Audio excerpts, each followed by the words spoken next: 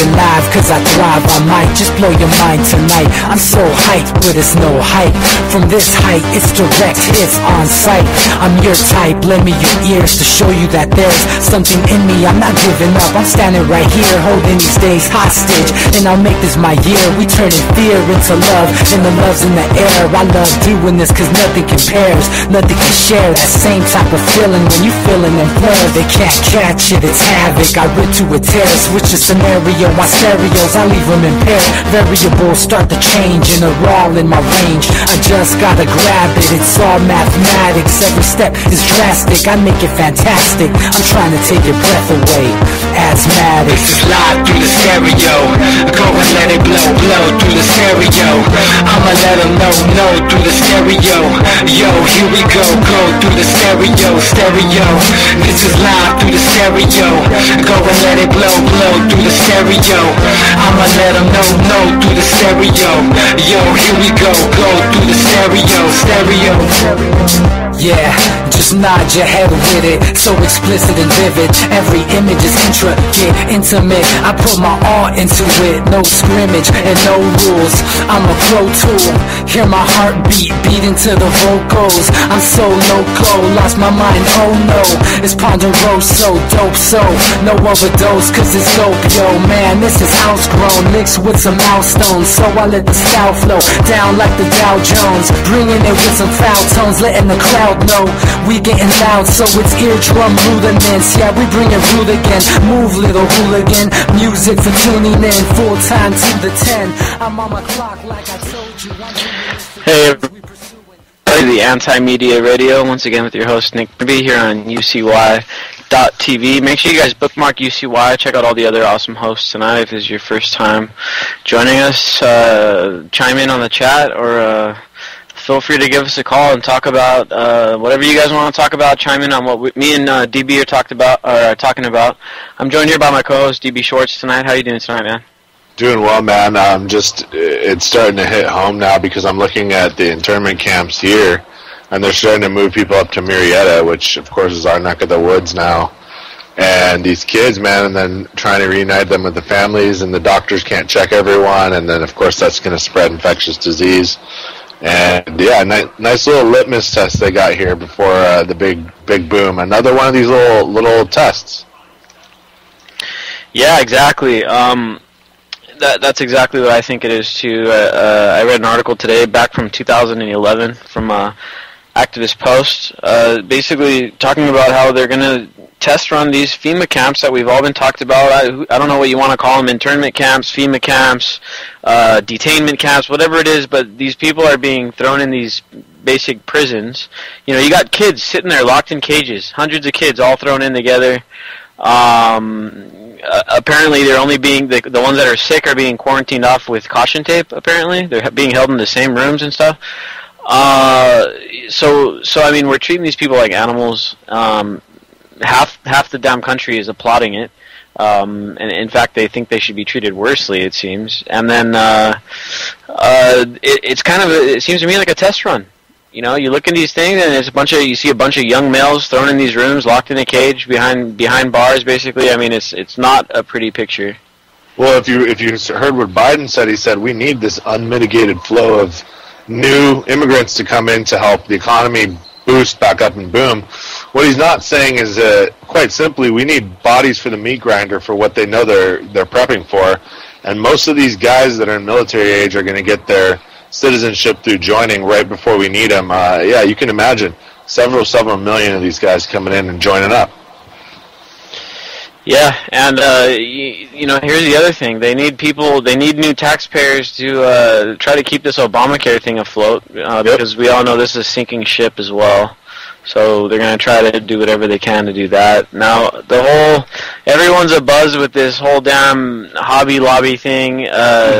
First off, considering the fact that this whole thing is not even scratching the surface of what's wrong with the country and what's wrong with the healthcare system, it's a Class A distraction. Let's face it. So, this thing is a giant distraction. That's pretty apparent. And now what happens whenever they pull these distractions? Something big. So while everyone's talking about this stuff, that whether you're for the Hobby Lobby decision or against it doesn't really matter, because you're not even scratching the surface of what the hell's actually going on. So let's face it, something big's going to happen, and everyone's going to be spooked up by this stupid Hobby Lobby thing, and we're not even going to notice whatever it is that they're trying to pull the wool over our eyes. I've been looking for it, and I've been trying to find it. Obviously it has something to do with the Middle East, so you guys, I think everyone just needs to be aware of that, understand that the Hobby Lobby is a huge distraction, and we got to move on from there, I guess. And it's asinine because it clouds the issue. It's like saying, listen, we're mandating that you have to get healthcare coverage, correct? But there's no government assurance of anything. In fact, your own business can pretty much pick and choose what they're going to decide to cover. What if you worked at this opens the door for everything. What if you work at Walmart and you are a manager and you do have health care, but just to save a few more bucks, they decide we're not going to cover anything that has to do with your own stupidity. So say you go out and do something they decide is stupid, and they decide not to cover when you get hurt and you just go bankrupt because of that. That opens the door for this. This is going to make selective health care on a level people have never even thought of. Yeah, and one point that no one's even mentioning, man, and this is what gets me, is that we talk about this Hobby Lobby thing and everyone's just scratching the superficial issue, but here's the thing for me, and here's the part where I halfway agree with the people on the left here. It does put the corporations above us, but what's new? The corporations have been above us. They've been having more rights than we do. They have no liability like we do. If they do bad credit, guess what? Doesn't matter. Now, basically, what this ruling is saying is that corporations have the option to opt out of basically a tax, because according to the Supreme Court as well, Obamacare is technically a tax, and that's how they're able to keep it intact. So if these corporations are able to say, hey, well, I don't want my tax money being spent on these certain things, great. I mean, that's a good development. But here's the thing that's so effed up about it all. What about you and me? Why can't we say, hey, I don't want my taxes being spent on bombing Iraqis out in the Middle East, or I don't want my taxes going towards corporate welfare. I don't want my taxes going towards subsidies for big oil. Now that's the biggest part of this ruling that really has me mad, is that it gives the people the right to choose as long as you're a corporation. But if you're just a regular person and you don't have the money to fight a battle all the way to the Supreme Court, guess what? You're just going to have to bite the bullet and pay every tax that the government shoves down your throat, no matter where it goes, no matter how much you're against it, whether it's you're personally against it, or it's because of your religion, or you just don't believe in it, or you think it's wrong. Doesn't matter. You're paying it, bro, or you're going to jail. That's it. And it's all complete divide and conquer, fake divisions in something that we shouldn't even buy in anyway, which is government should have nothing to do with our health care. It should be on the private market. Like Dr. Paul said back in the day when he charged $50 to deliver a baby, and that would pay enough for him. So see, it was so much better back in that day. And yeah, there's more people now and things are more complex. But, there are still countries in the world where doctors make house calls and there are personalized caregiving. So it's, asking the government to get involved is going to make this shamocracy shine through, which is going on now. And now what we're seeing is the UN creeping in everywhere it can. It's going to start in Detroit. It's going to pull in everywhere. It's going to be like these black inky tentacles. And it's going to coincide with Obamacare being mandated in 5 months from yesterday in a way people don't even get. When there's going to be a Social Security number out there and the person's not deceased, that Social Security number, if it doesn't already have health care, will have Medicare put on it automatically. So all these so-called supposed illegal immigrants coming over with these bogus Social Security numbers, this is going to just add on to it, keep adding and piling onto it, and to the point where, well, there's just more takers than givers. Yeah, man. So these I understand the left's anger at this issue, at least partially, because it does put the corporations ahead above everybody else. Okay, that part I agree with. Do I think that corporations should be forced to subsidize things they don't believe in? No. I don't think anybody should be forced to subsidize anything they don't believe in, and therefore the whole law needs to be gone. So these conservative, quote-unquote conservatives that are applauding this ruling are just basically digging their own graves here, basically, because these people supposedly don't believe in Obamacare, but Obamacare just got solidified by this ruling, more or less, and they're sitting there applauding this thing. And now guess what? Those same people that were out there celebrating that this corporation doesn't have to subsidize reproductive medicine or whatever. Guess what? Guess who's going to pay it now? They are, because they are the taxpayer, and they're the ones that are going to have to be subsidizing Obamacare. So yeah, maybe the corporation doesn't have to pay it, but guess what? Now you and me got to pay for it. Well, there's only one solution, unless people actually decided to become herbologists and take their healthcare back in their hands. And let's face it, they eat junk food. They're not going to. So the other alternative is this. We have to just gut it out. We don't have any more of these departments of health unless it's a Veterans Affairs or it's for the government employees themselves. Get out of our healthcare. Let it go back to the free market. Let a doctor make $200,000 a year with payments from his patients. We have so many doctors now that are subsidized by the system that are poor doctors that would never be able to practice medicine here. And they just stay because they know they're subsidized. And the great doctors in the world either work privately or they go somewhere else. So this is what's going on right now.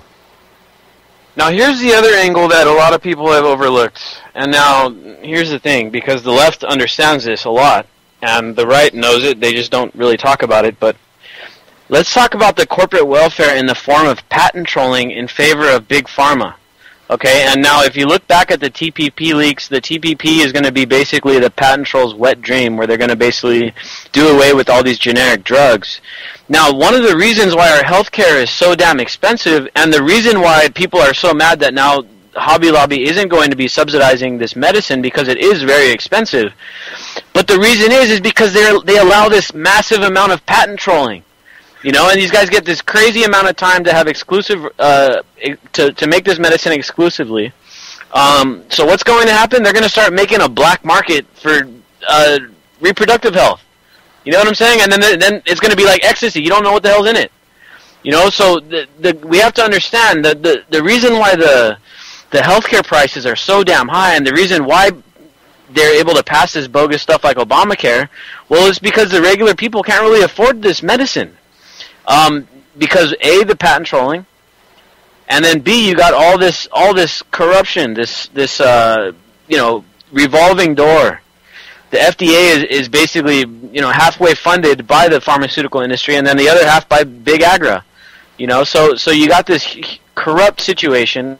Almost every country in the world has cheaper medicine than the U.S. I mean, go down to Mexico. That's what a lot of people I know, they go down to Mexico to go get their health care because it's cheaper. It's like a fair price. It's like a market price. You go get a tooth pulled, okay, $100 or whatever, because it's actually fair pricing. It's not when you come up here and, oh, you want a tooth pulled? Okay, a couple grand. So it's a whole different system. The government has completely ruined it. And so that's why I'm not in favor of giving the government more power to make more mandates, because the government has already run its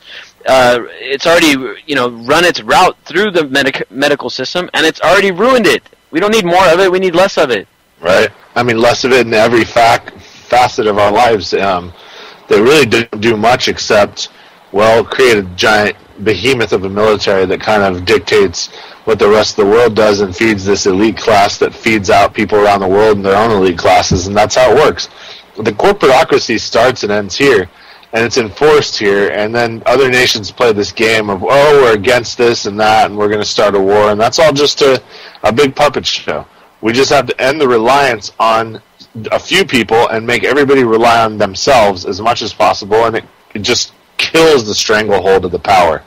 Because once people don't need these people anymore, they're going to start to question why they have these things like B-2 bombers and underground bases and nuclear power plants underneath the White House and things like that cost billions, if not trillions. And it's not for our benefit. It's for them to start some crazy war, wipe everyone out, and be safe themselves. And that's all it's for. So that people start to connect the dots just from these little issues like this. And you can see what's going on, man. Whenever the UN comes in, and supposedly they're already here, I've been looking at some videos, all these things are into play right now. The things we've been talking about for years and years and years, I guess it can't wait because the economic collapse is pretty imminent. Yeah, apparently the UN is coming in, is going to try to intervene with Detroit, with the whole water shutoff situation, and this is completely ridiculous. I mean, we're intervening in Syria. The border. Well, they're right here, Nick. I don't know if you know that, but the UN is right here, right now, at the border. Yeah, no, I didn't even know that right now. Yep, it's here right now. In fact, it might be even a good idea to go down and see what's going on, but it's going on now, because there's 400 children a day spilling over, so it's a crisis. Yeah, man. I mean, it's definitely a problem. And if you look at why a lot of these people are coming, I mean, we talked about it before. We've overthrown almost every single one of those governments down there, and now guess what? The blowback is coming. The people now we overthrew the government, set up repressive regimes, installed the drug war and the anti-drug governments, gave them a bunch of money, and then now the poor people are having to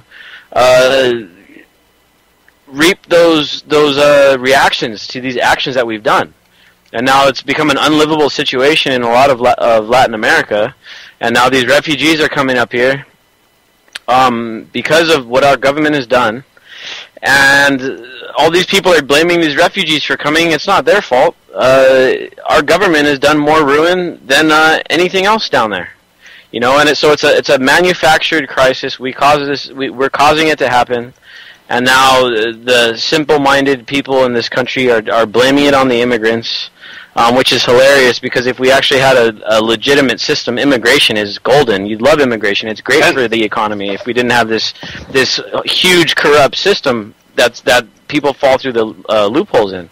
I know, and we're only talking about probably what they're estimating, 65,000 children. Are people really that worried about that in a nation of 300+ million? That 65,000 children can be reunited with their families that came over here illegally or legally, so be it. There's going to be an amnesty act that comes, because we really need to start taxing these people and find out who they are and where they are, and make sure that they're not criminals and stuff.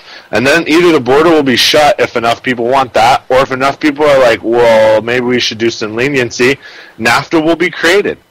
Either way, it's win-win. You either make prison America or you make NAFTA. Either way, it's a win. Yeah, and you got massive amounts of armored vehicles being distributed everywhere. They got at least 2 here in my town where I live, city, I guess. And this is all coinciding with this terrible economic time. Well, you wouldn't know that by looking at the stock market. But then again, they're completely detached from reality. We're looking at real tough economic times, massive inflation, and now guess what? They're authorizing the National Guard to go down to the border. They're authorizing, like you said, the UN. They're militarizing the border. There's things about to hit the fan. I mean, they got all these camps opening up where they're basically running test runs on these detainment camps, which can be used for various reasons. I mean, back in World War, as early as World War II, they used them for the Japanese, and now they're using them for the Latin Americans that are coming up. So, once people start to say, okay, well, let's house them in these detainment centers, that's just getting us ready mentally to have other people in these detainment centers, and then no one's going to care about them either. So they say as soon as they can make someone into a boogeyman, they say, oh well, we need to round up all these right winger militia guys, which they have, a lot of them are misled, and they think maybe they don't understand what's really going on, but still, that doesn't mean they need to be rounded up and thrown into camps. But if they're able to demonize a certain group enough, just like the Latin Americans have been demonized, we're holding children in basic FEMA camps, and nobody's really, not that many people are causing a scene about this. It's pretty scary situation. Right, and it hasn't affected them yet. Yeah, and Americans are just taking it in stride. In fact, better that than having them on the streets, and that's the mentality that's going around. They're ridiculous, and it's so obvious to see how everything's going to unwrap now, Nick. What we've been saying forever is going to go down just like it was planned, because they've been litmus testing things, and people now are so numb, and they're so conditioned to the new normal, and they can pretty much do anything to them now with the fireworks shows that come up with holographic imagery, man. They can make anything happen. So it's easy to dupe people. People still believe the news. They still believe the New York Times, and they still think those places are credible, even though they have corporate giants for masters, and they're in the Matrix. And the thing that happens when you're in the Matrix, when you don't wake up and you're no longer useful, is you get dumped out into the trash. And that's what these FEMA camps are exactly what they're built for. Now, here's the other thing that's scary, because now we know that Congress, for the most part, is complete garbage, but there still are a few decent congressmen up there, and they are still kind of beholden to their constituency, a little bit. But now there's congressmen that are going down and trying to visit these camps to get in there and see what the hell's going on, one way or the other. I don't know whether they're left or right, I don't know. But guess what? These camps now are becoming so secretive, they're not allowing congressmen to go in there and see what's going on. And that is very, very scary. The fact that they're being so secretive tells you something. They wouldn't let Bilber in. I guess he's making a stink because he's a former Marine. And even though the guy is probably still this corporatist guy, he is United States of America guy at heart, man. He, Semper Fidelis, so he knows what's up. And I don't think they wanted him down there, so something happened where he couldn't visit. But this is it, man. This is it. This is the UN takeover they've been talking about, and it should be the biggest. It really should be the biggest news item in the world right now. Why does the United States of America need the United Nations to help us? Why?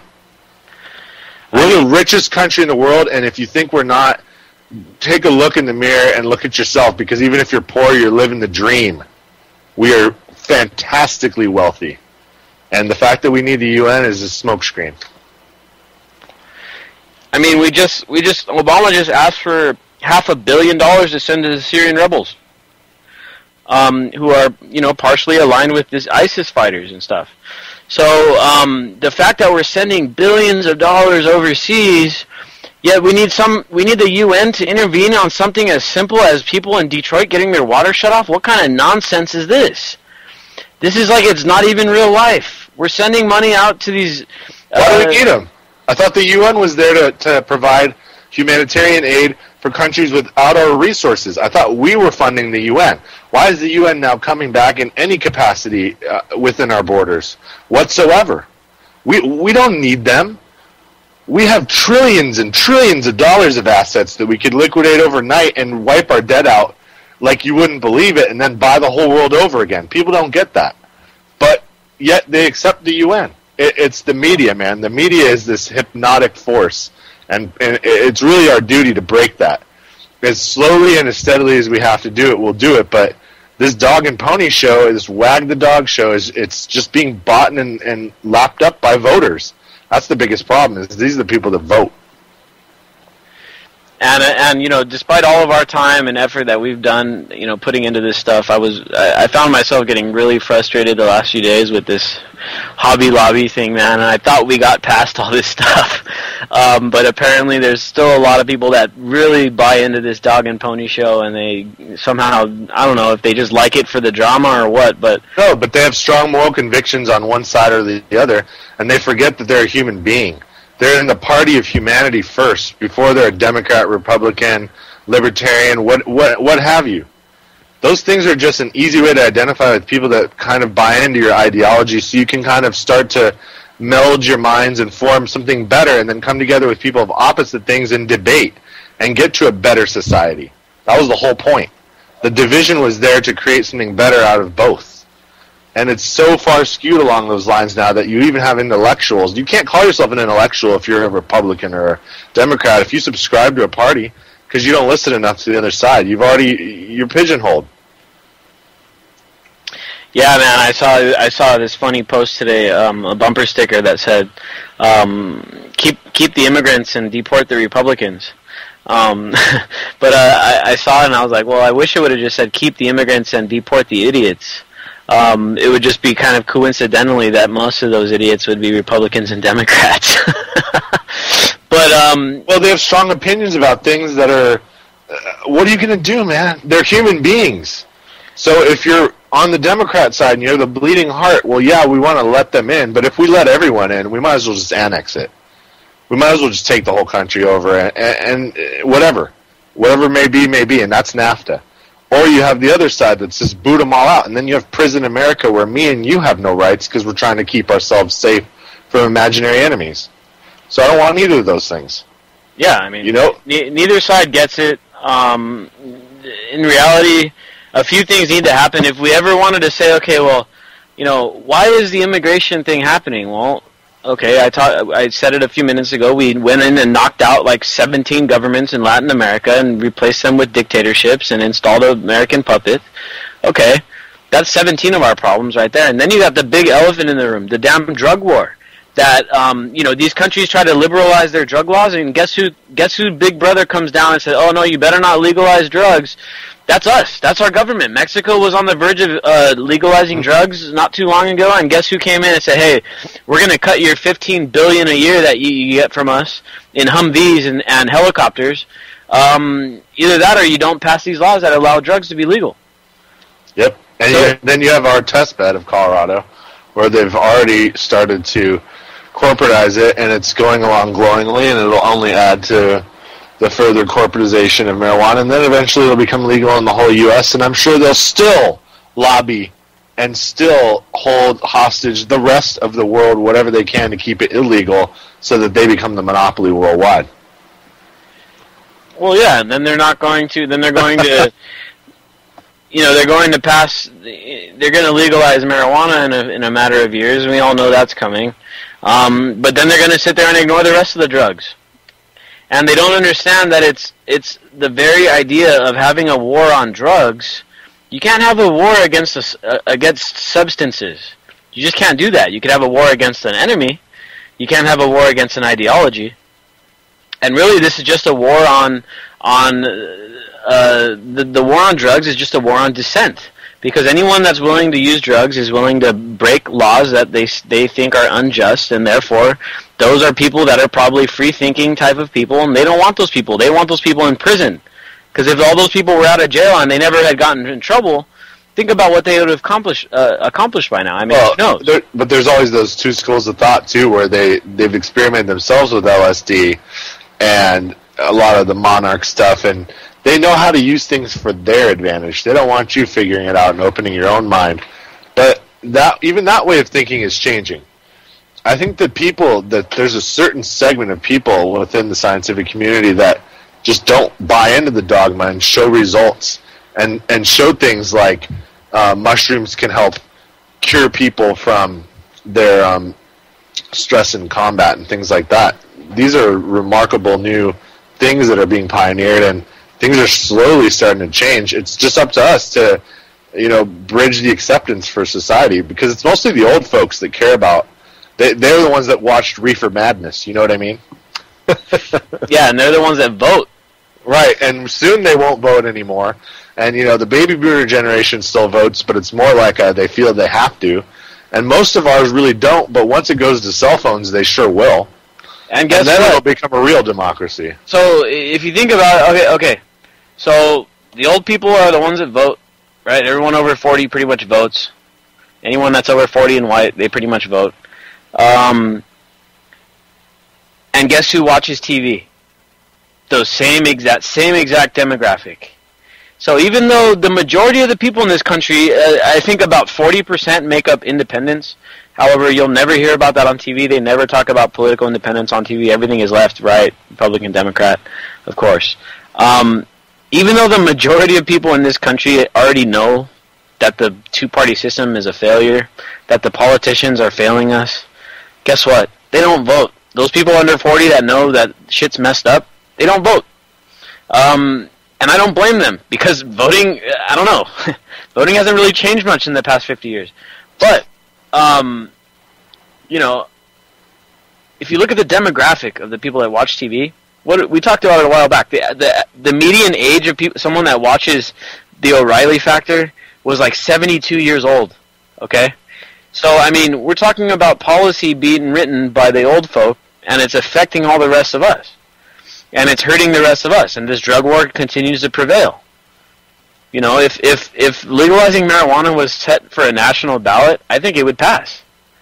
You know, but that's not how it works. So we have to continue to, you know, vote these idiots in and out of office, and until there's some kind of big-time, systemic change, like you said, if we were to get decentralized voting via cell phone, and it was done by BitCongress, where it's all completely transparent and secure, then yeah, we might actually see some elections that where people that actually care about things are going to get elected. But until that point, as long as we have these these voter machines that are owned in part by George Soros interests, and this vote rigging process, and then losing ballots, and we all know what happened to Ron Paul over in Iowa when he should have won. A couple of the ballots didn't make it, and then they changed they delayed it for the weather, this, that, and the other thing.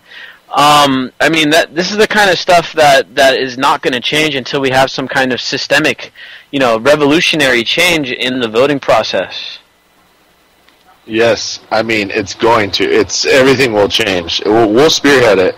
I think that's the whole biggest fear that is going forward with people that have run things forever, is that they're going to have to loosen the grips, otherwise it's just going to be chaos. And a lot of them want it to go to chaos because they'd rather do that than lose control.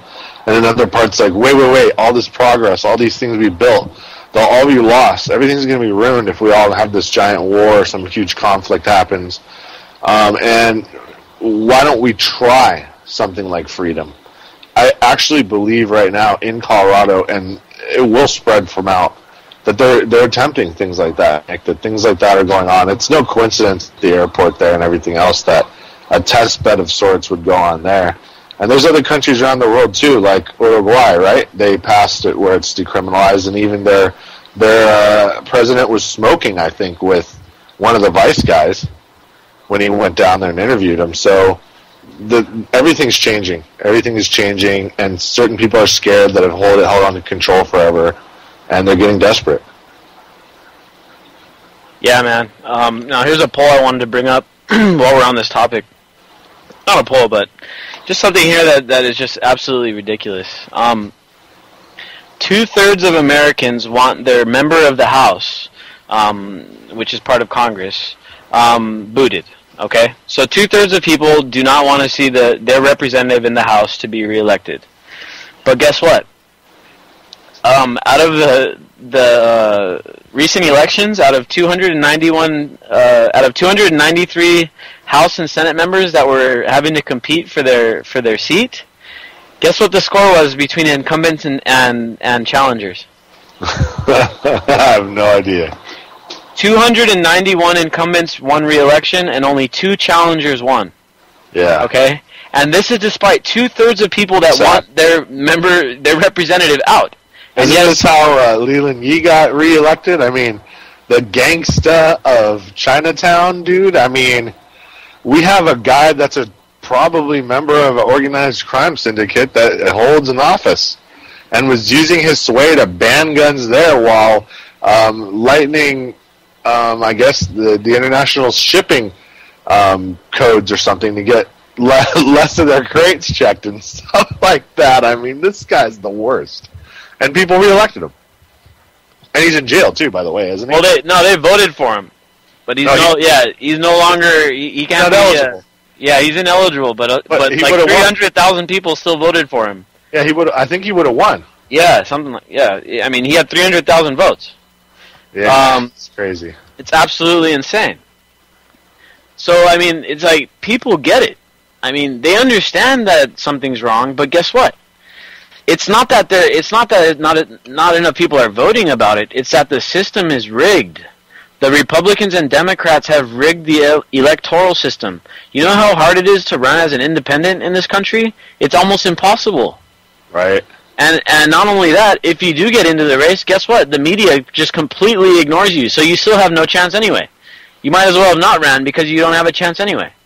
And that's even if you have a name, like when Ron Paul ran, they just smeared him. They'll smear him, they'll bring up stuff, they'll bring up some facetious newsletter, and then what they'll do is they won't bring out something that looks like a fake, birth certificate from who. It's ridiculous. So it's just what the media wants you to see is your reality unless you actually dig for the truth, and most people just don't. Yeah, and look what they did to Dennis Kucinich. Same thing. He ran as a Democrat, and and he got into the debates. But what happened when he got into the debates? He got ignored.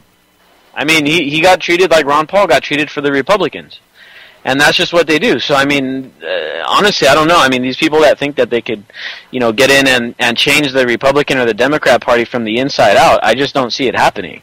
I don't think either one of those parties are worth even trying to salvage. I mean, anyone that's trying to salvage them has probably been co-opted. Well, they've flip-flopped a couple times, too, throughout history, that a lot of people that don't read history would know about, where, it used to be that, what was it? Abraham Lincoln was a Republican, was he not? And that was the whole party for suffrage and things like that. And then there was the Whigs, of course. So these different parties have morphed, changed their names, changed their brandings, and they're always just two sides of the same coin. One is for the emotional side, and one is for the intellectual side, right? The Republicans, we need to save money, and I believe in being conservative in values and being steadfast, and the other one wants to take risks, and nobody wants to ever play the middle, which is where almost everybody is. There's never the party of common sense or a party of humanity that serves the majority of the people. It just splits everyone into these really ineffectual subgroups. Well, yeah, because if you had a common sense party run things, guess what would happen? The middle class would grow, and the middle class would gain wealth, and then it'd be Canada. If the middle class gains wealth, then who's losing wealth or not winning it at such an exponential rate? Right. The dudes that run things, the oligarchs. If the middle class is growing and getting more money, and people are getting out of poverty, that's money out of their pockets. Definitely. I mean, you have to question the end game, because unless there's some kind of hidden stuff we don't know about, do the people at the top still not need people? I mean, what's going to happen when nobody has money for anything? Do you really think people are just going to be like, sure, I'll get a microchip and just be plugged in, and I'll go do whatever you tell me to do, and it's not going to work out like that. Like, they tried it before in World War II, like they did. Like, people tried to attack freedom, and people never want to give it up. They won't. Yeah, I mean, that's all these guys do from both sides of the aisle. They're both big government. They're both big spending. One prefers to spend it on extreme bureaucratic stuff. The other one prefers to spend it on extreme foreign policy. But I'll tell you what, they do make a few compromises, and when they do, it's when the warhawks compromise to create bureaucracy. That's when the bureaucrats compromise to create war. Right. Those are the compromises that they make. They don't compromise on anything. If they wanted to get rid of student debt, guess what? Sorry, guys, we're not going to compromise on that. Or the real puppet masters will take advantage of humanitarian crisis and come in through the back door, and then the two parties will let them in with open arms. We need Why do we need the UN's help? I still haven't heard a politician come up with a good reason as why we're so strapped for cash we can't take care of our own border. It doesn't make any sense. We got 1,000 military bases around the world, and at the same time, we got to bring the UN in to take care of our dirty business. We didn't even need them for Katrina. They weren't there for Katrina. FEMA took care of the. That was way bigger than this. This is simply just a little prod, a little test, a little nudge. See what happens. Yeah, and see how it works. They're coming in on Detroit's water. I mean, that's our water, man. That feeds the farmlands, the Great Lakes. Yeah. So I mean, I just can't believe it. I mean, here's the thing, man. What we should do for Detroit is create the biggest crowdfunding campaign that's ever existed. At the city. And then send it over and just buy out all the past due water bills over there, man. And then let's buy the city and just give it to the people there for free. They just have to pay the taxes every year. That would be sick too. $700 a year house. Enjoy, sir. I know it's beat, but fix it up. It's yours now. You got the deed. Now I hear that a lot of these the creditors of Detroit, basically, a lot of these banks and stuff. Now, from what I've read, these guys are getting like primo deals on all the best prime, commercial property out there in Detroit. Right, they're getting favored deals because they're creditors of the city, and you know how the city went bankrupt, so they're getting all these sweetened deals in order to make up for this debt that they owed. Right.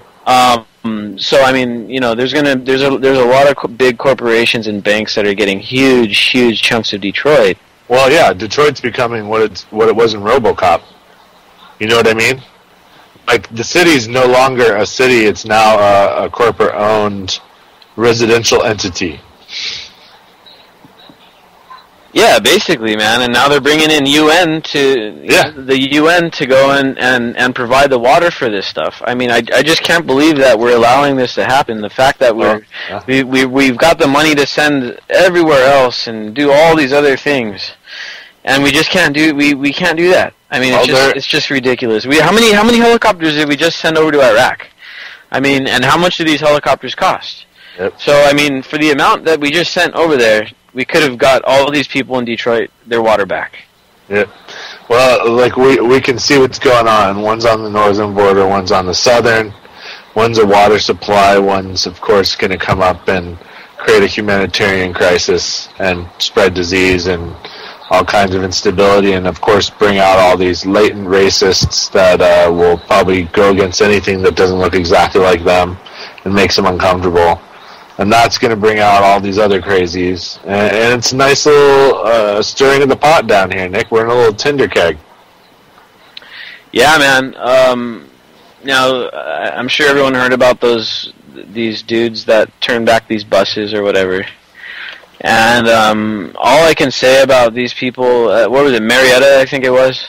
Yeah. I mean, these are part of the people that are in this poll. Okay, I got this poll here. Obama has just been polled to be the worst president since World War II. Okay? They even rated him worse than George Bush, just slightly though. I think Bush was at like 28% and Obama was at like 32%, something like that. So I mean, rightfully so. I mean, they're both up there as pretty bad. So, all these people that were out there at this, turning this bus back, these are all, impeach Obama type, Tea Party types. I mean, I've met and I've protested alongside a bunch of them here in San Diego, albeit we're protesting for different things, but, I mean, I've had some fair conversations with these people and some pretty irrational conversations as well. But I mean, these are all people that are part of this, okay, we're completely done with Bush. Right? Right. And now there's another from the same Gallup poll, or no, from a previous Gallup poll. There's a poll out of Gallup, and it just asked who are the worst presidents and stuff. Nixon, I believe, got third place. Is that our sense of freedom is dropping? That's what this new Gallup poll finds, and that Americans are less satisfied with the freedom to choose what to do with their lives. And the poll also showed a uptick in perceived corruption, where people are actually starting to realize, okay, yeah, the majority of people think that there is definitely open corruption in this country. So everyone gets it. I mean, right. They just don't. Most people are getting it. Yeah, they're getting it. But just like these people that turned back this bus today, they got all this passion and all this anger and all this hate, but it's misdirected, and it's such a classic co-opting. And it's just so blatant. It's like, oh my God, these people have so much energy and stuff, but it's completely misplaced. They're trying to place all this blame on these immigrants, which are basically refugees. Right. And like we talked about earlier, these people are getting out of this place that our government created. We created these problems. Right. I mean, that's why I'm saying there's really just two solutions that are going to be presented by our government. And one of them is probably literally going to be like, go down and just take them over and just fight the cartels with our own. Who knows? Maybe the DHS will fight the cartels. Who knows? I have no idea what kind of parade they'll try to create out of this whole debacle. But the humanitarian crisis is just simply created by making so much instability through the last century, really. When we started with gunboat diplomacy and Teddy Roosevelt, when we blockade coasts and make countries do whatever we want and get in there with companies and destroy their local economies, provide all the infrastructure for our own commodities, but strip mine theirs, and the people have nothing left when we kind of kill out whatever plantations have been wiped out. I mean, we turned Honduras pretty much into a wasteland for a good decade or two through the United Fruit Company. So, Yeah, man. It's things that we've done for a long, long time. They will eventually come home to roost. There's just it's so violent and horrible down there that anybody would run up here because it's a nightmare. It's worse than Iraq down there. More people are dying. Yeah, and Ciudad Juarez, it's basically the most violent city in the world possibly outside of Syria, so it's maybe a few cities in Syria now that they got the civil war going, which, by the way, we're also backing. So, of course, in the future, we're going to see a bunch of Syrian people that are refugees that are going to be coming because the country is flattened. It's almost basically flattened. Have you seen the pictures? I mean, it's absolutely insane of what's going on over there, man. Yeah, the mortars. The mortar shells, now I've seen so many like security cameras from apartments in just random places that are just getting flattened, dude, and nobody's surviving. You're inside of your building, the sound wave will concuss you and you'll just die. And it's just insane. It's insane. And all these refugees, I mean, let's put it this way. It's gotten so bad in Syria, which, by the way, if you guys didn't know, it's a proxy war, basically. Russia is funding Assad, and we're funding the rebels, either directly or indirectly. Now, the situation is so bad in Syria that these guys are going into Iraq. I mean, they're like, we're trying to get out of Syria, we're just going to go to Iraq. Well, they may have family over there, but at least it's better than what's going on in Syria. And we all know that the situation in Iraq is very bad. It's grim. Okay, and now Turkey, I mean, something like 2 million people have fled into Turkey by now already. Okay, I mean, this is a huge, huge migration. And what is Turkey going to do?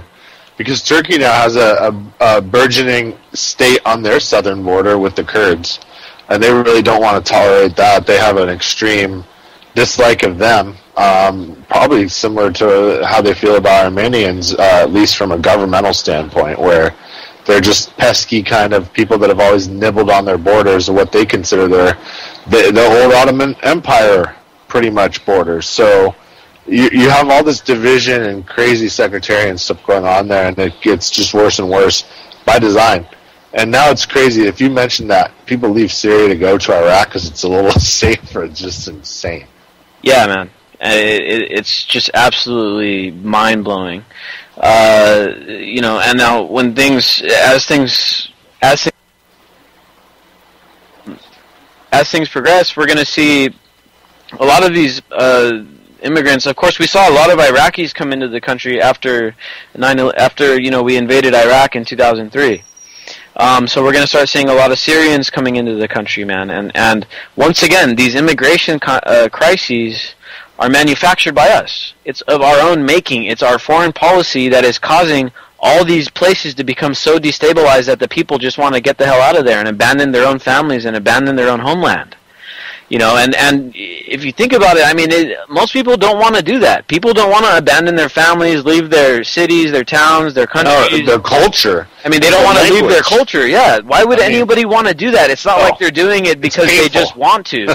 People aren't coming up here because they think they're going to get Obamacare, believe me. No, they don't want that. No. They have traditional medicine they'll probably bring up. They're running because it's become such a violent situation down in their home countries. A lot of the cause done by us and other colonial interests in the Spanish that came before us, and all the damage that they did, we came in and compounded that damage with the foreign policy that we did. I mean, it's the same way we were able to build the Panama Canal, by destabilizing the government while we sent guys in there to just go build this thing out. I mean, that's what we did. Yep, and it's spilling over. It's constantly. I mean, it's spilling over now with Israel going in and taking out Gaza and the West Bank because of the teenagers that were slain. It's spilling over everywhere in that whole area. I mean, if Saudi Arabia and Iran get at it because of a lot of the secret kind of war going on between them, that place will just, then we'll see the strait shut, and it's just going to be one of the global economic killers because it shuts down the flow of the oil and it diverts everybody's military resources to that region, and it makes this massive, massive proxy war. Yeah, I like that you mentioned this Israeli thing because that's kind of what I wanted to jump into next here. Because now, don't forget, Israel's been carrying out airstrikes on Assad. Yep. Okay, and they carry out clandestine attacks and bombings here and there. They take out scientists in Iran, things like that. You know, we all know that. They work with us, and they work with the British. We all work together. That's like the trifecta. Us, the Israelis, the Americans, and the British are like the spying and the cyber intelligence and the black ops. You know, we're the trifecta. That's us. And that's what they do all around the region, man. And now, this thing with these 3 Israeli kids that got kidnapped. Now, I'm not trying to say this isn't a tragedy. You know, this is horrible that this kind of violence has to go on. But I just find it, hypocritical for the media to decide to cover the fact that these 3 Israeli boys got kidnapped and killed, and this is making headline news, when the fact is that over 1,500 Palestinian children have been killed by Israel since 2000, at the rate of 1 death every 3 days, right? Think about that. I mean, if that happened here, if rockets kept coming over our border and killing people just randomly, and then it kept being children, it'd make you insane. Because you're like, dude, if they're so indiscriminate with it, like, nobody's ever safe any time, and they just don't even view us as humans. Dude, those people in these war zones are becoming so traumatized mentally that I doubt there's hardly even any sane people left over there, bro. Yeah. I mean, they've all probably got PTSD. PTSD like crazy, because it's from how young. I've seen some stats in Yemen, I believe it is, where we're talking about like 75% plus of the population technically should be diagnosed with PTSD. I mean, So we're talking about a bunch of people that are completely traumatized, that are inevitably ending up in the positions of power, that are making these rash decisions, and just like Netanyahu, I mean, these kids got picked up, killed. Hamas, which normally, I mean, these are the kind of guys that would take credit for this kind of thing if they did it, and they've denied it from the very beginning. And when they said the bodies were found, they came out and denied it. But yet, at the same time, Netanyahu gets on and he's like, oh, Hamas is responsible, and then boom, they launched 30 airstrikes. They dropped 30 bombs in the Gaza Strip over these 3 kids. But only have been killed since 2000. That's compared to the 1,500 Palestinian children. Yet the media never talks about Palestinian people being killed. It's absolutely wild. I mean, they don't have their own media. Where's their own media on the internet? They need to have their own press TV or their own RT or their own Al Jazeera. They just don't have anybody inside that can tell their own story at a level where it'll get out there and be professional. And that'd be a first step, because I can't get a good clue of what's going on from their side. And for all I know, the people there are stuck between some crazy groups that will kill them if they pretty much go against them, and then this major modern army that, they try to do precision hits or whatever and be humanitarian, but there's no such thing. Yeah, exactly. I mean, this is the very point of contention, for a lot of the Middle East. And, the fact is, I think that considering that it's more of a religious ground than it should be considered an actual country, like where there's an actual ethnicity, because so many different people affiliate with that area, whether you're Christian, Jewish, or Muslim. I mean, I don't believe in a two-state solution, really. I really don't. It should be more of a no-state solution, and just be some kind of, what are they called, those sites, I forget what they're called, like a heritage site, basically, man, where it's just not run by a government, it's not run by a state. I mean, it's just basically a humanitarian place where people can go because that's where they worship. You know what I'm saying? For it to be controlled, and once again, think about it. Who established Israel in the first place? It was Britain and America. Yep. It was us. We're responsible for the whole thing that's going on down there, man. Now let's not. I mean, it's been an area of contention since who knows how long. I mean, it's been contended for a long time. But then we made the choice to go and stick our nose in the middle of it, and now look at us now. How many billions do we send Israel? I mean, probably for 1 day's worth of foreign aid to Israel, we could probably end the whole Detroit crisis. I mean, look how deep we've gotten ourselves, and now we've made all this point of contention. All these wars in the Middle East are more in one way or another being fought over this area. And it's just, once again, a manufactured American foreign policy blunder. Now, if we look at our foreign policy, and we could either look at it of two ways, and I haven't made a decision on which way I look at it. I may lean one way or another, but it's either, you can either look at it and say, okay, either the government and these bureaucrats are making these decisions to do all this foreign policy that tends to always backfire on us. Either they're just extremely stupid, or they're trying to do this stuff on purpose. They're doing it on purpose, and they can't let on that it's a game, otherwise they lose their part in it. They lose their role. It's just that simple, man. People know already. The jig is up. The people really do know what's up, and now the problem is getting over the cognitive dissonance and figuring out what we can do about it before they decide to, I don't know, take matters into their own hands and make sure that they can survive what's coming, which is our economic collapse, man. People aren't prepared. They're going to go really crazy, and it's just our job to get, especially your immediate family, get them ready. Get them ready soon. It's a month or two maybe away. Like, I used to say that sometimes and not really believe it, but now too many things are happening. Yeah, I mean, we talk about it all the time. It's about getting our ducks in order. Self-reliance, man. Self-reliance. Thoreau taught it so well. I mean, it's got to be our way of life, and that's where our society started going wrong. It's when we started falling into this post-50s lifestyle. We're like, well, maybe we don't have to plant a garden anymore. We can, go to the grocery store and do it that way. And, maybe we don't have to go to the hardware store anymore. We can go to Sears and do that kind of thing. And it really is the maturing of the Industrial Revolution, more or less, I believe, is this consumerism kind of lifestyle. But guess what? The Industrial Revolution has come and it's gone. The revolution is over. Now it just sucks. Now it just sucks for the most part, for the most amount of people. Yeah, a few guys benefit from it.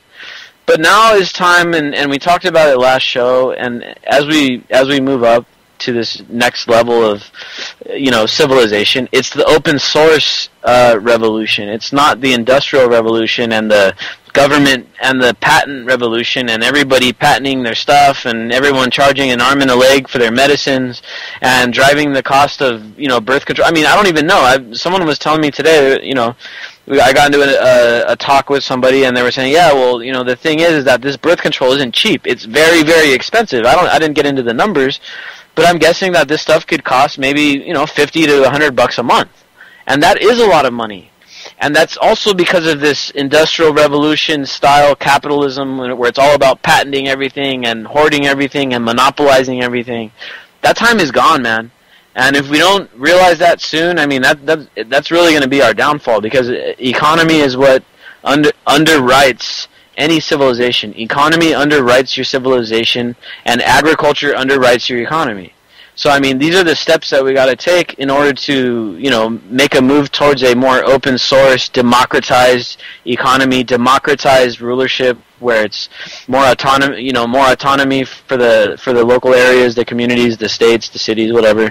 And the communities, man. I mean, it's all about building community, building economy that is off of this corporate crap, man. I mean, more and more I still haven't done it just because I don't have the extra money outside of the stuff I need to pay bills and stuff yet, but I really want to get into this Bitcoin, man, and because I think that if you can get enough people in your area to use it, enough businesses, enough entrepreneurs, enough consumers, then you don't have to really have cash in certain communities. You wouldn't really need cash or Federal Reserve notes or whatever. You would have these alternatives. You would have the hard currency. You would have community-based currency that whatever it is you make up for your community, whether it's hemp or marijuana or whiskey or whatever. I mean, we got to open source the whole thing, stop the monopoly ideology, man, and this is our way to get out from under this crisis, this whole global economic system that who knows what's going to happen. I mean, Our only way out of it is by open source revolution. Forget about the industrial revolution. Forget about this old idea of capitalism. It's time to evolve and move on to the next level. You guys, you got it.